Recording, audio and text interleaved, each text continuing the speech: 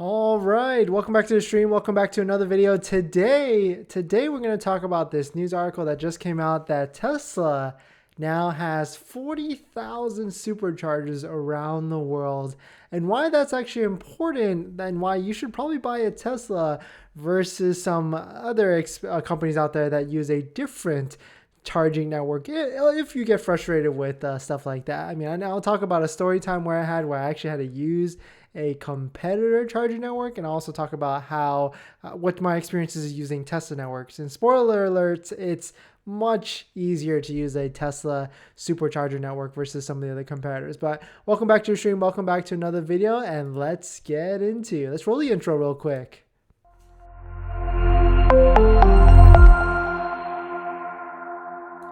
Welcome back to another stream. My name is Dennis, and I love talking about Tesla hacking, as I like to call it, but basically just getting the best deal on a Tesla or selling your Tesla or even just getting good financing rates. So if you're interested in any of that, please hit that subscribe. So this is an article that just came out. Tesla now has 40, this is from Electric. Tesla now has 40,000 superchargers around the world, making it the largest global DC fast charging network. And we've known this, if you're a Tesla owner, if you've driven one in the past, you know that superchargers are important. Just having that network to be able to drive on long road trips, being that support to be able to go anywhere, like to go from California to Vegas or California to Phoenix, and just having a reliable network that's built out and has tons of stations. Like I think there's a station in between Los Angeles and San Francisco that has like 50 or 60 chargers. So it's never full. I mean, of course, there's videos out there that show like over Thanksgiving break, I think like maybe 3 years ago, where there was a line. That's going to happen no matter what, especially some of these smaller superchargers that do can congested. But the fact is they're pretty reliable, more reliable in fact than some other supercharger or DC fast charging networks, like specifically Electrify America. I've had firsthand experience with some of those. It's, here's a map, right? So this is Electrify America's map. You can see that, they've got a decent amount. It looks like there's a lot, but my friend just showed me the other day where they were driving from the Los Angeles area to out here, and like 4 or 5 of the superchargers were down like the other day. It wasn't even a holiday traffic or anything like that. They were just down for whatever reason. He couldn't use those chargers to get to them. So that just, you can see how frustrating that could be, especially on long road trips and you need to go from point A to point B. How in your charging network, if you can't charge up, then you just literally just can't go. So definitely a big, it shouldn't be a big piece, but unfortunately it is with when you buy an electric car. You need to think about where are you going to charge it, because you can't always charge at home. And if you want something reliable with long road trips, then you might need to either rent a car or even have a second car just for those long road trips. But a Tesla, and I've driven Teslas a lot. I've actually used to make road trip videos on my channel where I would go from LA to San Francisco, or I would go LA to Vegas. I even did San Jose, which is the Bay Area, down to Vegas, which is like I think it was like 10 hours and like 4 supercharger stops, but we made it. And it was 100%. I had no anxiety the whole time because I knew at each supercharger stop there was going to be a charger there, and it was 100% going to be working. So that's why this is important. The Tesla coming out with 40,000 superchargers around the world, and they're not stopping. They're going to keep going. And like after first-hand experience, when you roll up to this is a huge difference between Electrify America and Tesla. And I guess this is like a video kind of talking about Tesla versus Electrify America, even though I kind of recommend some vehicles that come with free 2-year Electrify America charging. But I'm just trying to set expectations for you guys, right? So when you roll up to an Electrify America charging station, it's not, it's easy. It's not easy because I've experienced a Tesla one, but when you roll up to an Electrify America station, there's a screen there. You have to scan your key or type in your phone number or use the app to get it started. And that's going to eat away valuable charging time, because every minute, every 5 minutes matters a lot when you're charging, because most of these vehicles can charge, from 20 to 80% within 20 to 30 minutes. So if you have to fiddle around your phone for 10 minutes, that's a lot of time. That's basically half your charging time that you're just fiddling around with, that you could be watching Netflix on your phone or something like that.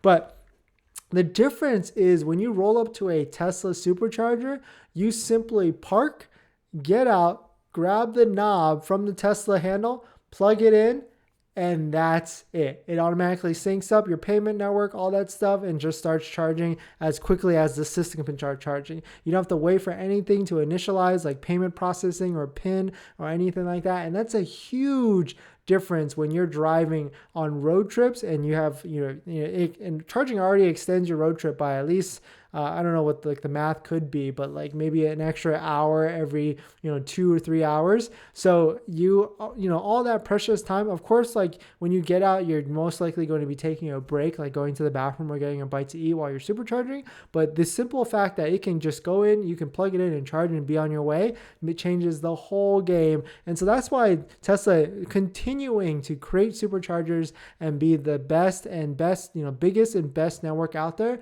is 100% valuable, and why it actually matters. Because soon in America, I mean, this is already happening in Europe, but soon in America, Tesla might be forced or will be opening up their supercharger network to the rest of the other brands. And so Tesla continually, I would be more worried if Tesla was stopping and not being the biggest supercharger network if they weren't going to open it up. But now that they've kind of came out and said that they're going to be opening up their supercharger network, I want to definitely make sure that they continue to expand their supercharger network and be the biggest and the best. But let me know what you guys' thoughts on this. Does this affect your position on whether you want to buy an EV or not? Like, it sounds like it's not a big idea, but once you've actually experienced it, driven a Tesla, and gone on road trips, it's 100% important, the charging network for your whole ownership experience. And I would recommend any of you, if you have a friend that has a Tesla, or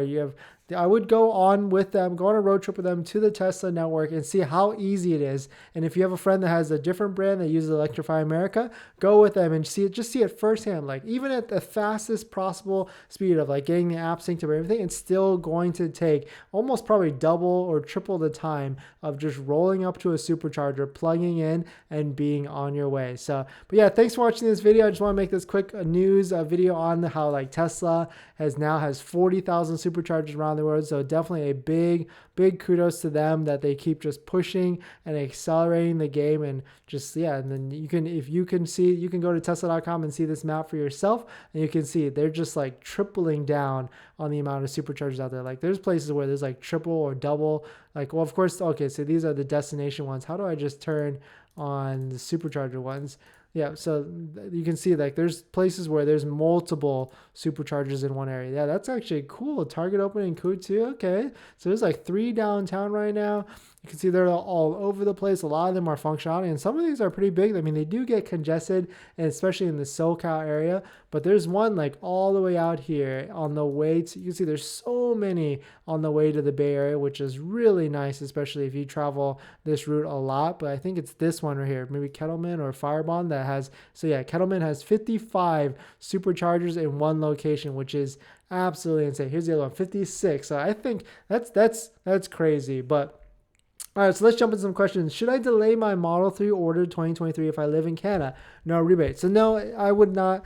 I would just go ahead and take it. I don't think there's going to be any price changes for Canada. I would just try and get as quick, take your delivery of your car as quickly as possible and just get the best financing as quick as possible. But thanks for watching this video. Please hit that like if you enjoy it, and I'll see you guys in the next one. See ya.